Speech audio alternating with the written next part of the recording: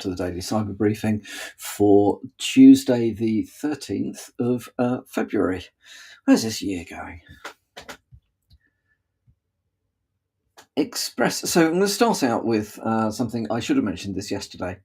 But due to administrative challenges, the podcast didn't quite go to plan yesterday. But there we go.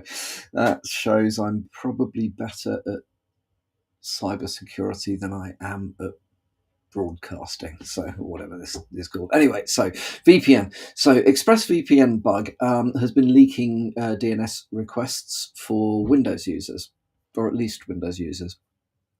The issue is around how the VPN product behaves when split tunneling is permitted. And so, just as a very quick reminder for people that may not be in the forefront of their minds, split tunneling is a case where you want some traffic to go down a VPN, but you want some traffic to be allowed to route normally. Now, the most common scenario would be, let's say, access to the local network. Okay, so if you tunnel all your traffic through a VPN, you would lose the ability to use networked local devices. Okay, well, why is that a problem? You say, well, it could well be that just for convenience, you've got a network printer. I'm sat next to one at the moment. You could have, I don't know, you could have other devices on your local network that you want to be able to access if you're working from home. Maybe you want to be able to use all your, see your security cams or whatever it may be. The usual sort of stuff. So split tunneling is a way by which effectively you write rules as to which traffic will go down the VPN tunnel and be encrypted and which traffic will be allowed to circumvent that, just go directly out and be routed as normal. It is challenging. So from a strict security perspective, it is much more secure to tunnel everything. So using split tunneling generally it's a bad idea to have split tunneling. There are occasions where that's inevitable. Sometimes in, for example, public Wi-Fi where you need to get to a captive portal, there may be some challenges around that, depending a bit on your VPN software and the way in which the portal and so on has been set up. But generally, if you are in an environment where you are looking to use a VPN, you probably don't want to be split tunneling unless you really have to. Well, what's happened here is that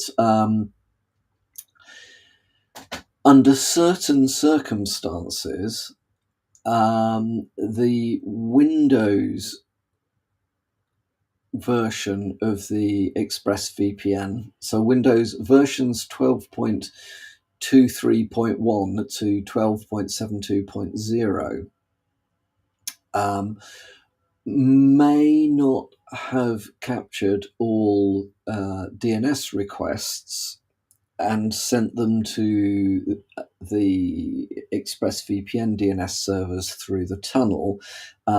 Some requests may have still been sent to third-party DNS servers directly. Is this an issue? Well, it doesn't put your actual browsing or your internet access or whatever at risk, but what it does do is allow tracking of what sites you are browsing or basically what DNS requests, what is your device connecting to. May not be the most severe of issues for you, or depending on how strict you are around securing what you're doing, that may actually be an issue. I mean, there is an argument for saying not letting your local ISP know where you're browsing is a good idea. I subscribe to that as a general principle. I don't particularly trust anybody, but there we go. Either way, it's been fixed. So let me just check. The patched version is 12.73.0. So if you use ExpressVPN, make sure you have updated. If you use any VPN product, by the way, use one that's reputable and paid for. Don't get carried away using some dodgy free VPN. They are not safe. If you're using any VPN, think carefully about your split tunneling rules. And if you are uncertain about what's actually going on, set up some network monitoring and see where the traffic's actually going.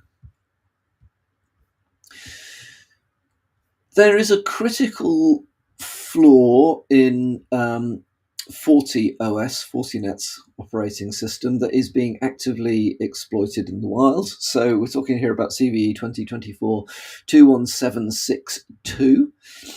It's a remote code execution vulnerability, and it, as I say, is being exploited in the wild. That's been confirmed by CISA. And as I said before, CISA are conservative in their judgments on these things. So by the time they're saying it is being exploited, it is being exploited. There is no excuse for not patching if CISA are saying this thing is not in a good state. So there's a couple of vulnerabilities that stand out, as I was saying, 21762 and 2024 23313. First one is an out of bounds write vulnerability, and the second one is around the use of externally controlled format strings, or vulnerability in externally controlled format strings. Excuse me. So patches, I believe, are available. So if you are no, actually, patches may not yet be available. Watch for patches soon. The workaround to deal with both vulnerabilities is to disable the SSL VPN or remove FGFM access for each interface. There is a link in the article from HelpNet Security that I came across. There's a link to the two advisories from Fortinet. So if you're using Fortinet devices, watch out for the patches and disable your SSL VPNs for the moment. There's a little bit of good news. Some Korean researchers have managed to crack now I don't know how you pronounce this, Rhysida, RHYSIDA ransomware. I'm going to call it Rhysida. If I'm wrong, I'm sure you'll let me know. So they've cracked the ransomware's encryption and have released a free decryptor tool. So this is the malware that, for example, hit the British Library when it has caused a great deal of disruption, which I think may still be recovery may still be ongoing there. The gang responsible for distributing this malware has been linked to the Vice Society criminal group, and they are known to lease out malware and compromised infrastructure to affiliates for a cut of the proceeds. So there's a research article linked. So I found references to this in the Register. There is a research article that's been published that you can see via a PDF link from the article on the Register. So there's a team in South Korea that have managed to identify a vulnerability in the ransomware tool, which basically allows them to identify the state of the random number generator at the beginning of the infection. So they can regenerate the internal state of the random number generator. Now, encryption 101, you've got to start somewhere with some kind of key. You don't want that key to be easily determined, or broken or stolen, or so on and so forth. Right? That's the thing that makes encryption secure effectively. However, how do you derive that initial key? Well, using a random number generator is a pretty good way to start.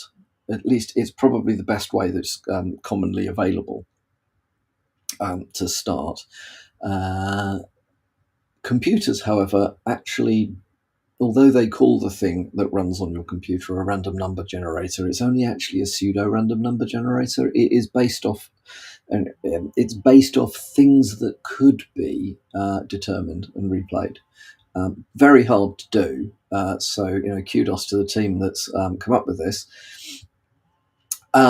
So off the back of that, if you can work out the state of the random number generator at the point of initial infection, you can then derive all forward keys from the original, like the starting key, and then all the forward keys from that can be worked out. The Korean Internet and Security Agency, KISA, K-I-S-A, is now distributing a free Rhysida ransomware recovery tool. And it is the first successful decryptor of this particular strain of ransomware. So I think that's great. If you are, if you've been hit recently by this particular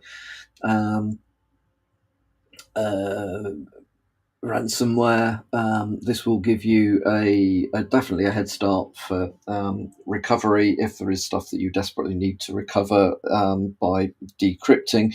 Bear in mind, even with decryptors, you can't really trust the data that you can't trust it by default. You can't trust the data you've recovered via a decryptor, because you don't know what the attacker did with that data before they encrypted it. I mean, you might have an idea. It won't have prevented it from being exfiltrated if exfiltration is part of the TTPs of that group.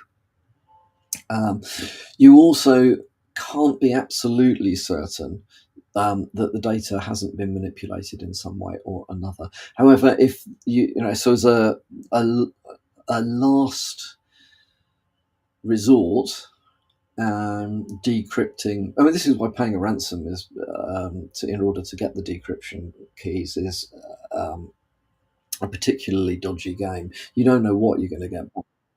You kind of hope it's going to do what you want, but you can't. There've been criminals all over it.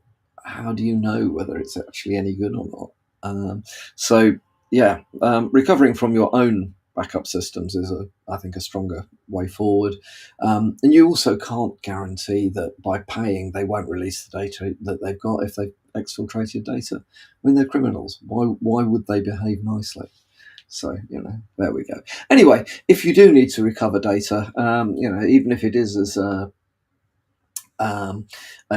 last resort, then this may help you. Otherwise, have a read of the article, because it does talk about how the encryption of this particular ransomware works, and how that has been then overcome by this team of researchers in Korea.